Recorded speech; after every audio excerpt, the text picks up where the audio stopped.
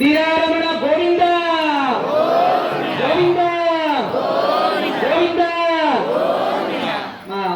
ಏನಿದು ಅಂತ ಹೇಳಿದ್ರೆ, ಮೊದಲಿಗೆ ಸ್ವಾಮಿ ಕೈಂಕರ್ಯದಲ್ಲಿ ಅರಿಶಿನ ಕೊಟ್ಟುವಂಥದ್ದು ಮಂಗಳಪ್ರದವಾಗಿರ್ತಕ್ಕಂಥ ಕಾರ್ಯ. ಯಾಕೆ ಮದುವೆ ಆಗದೆ ಇರ್ತಕ್ಕಂಥ ಹೆಣ್ಮಕ್ಳನ್ನು ಕರೆಸಿದ್ದಾರೆ? ಮದುವೆ ಅನ್ನುವಂಥದ್ದು ಸೌಭಾಗ್ಯ.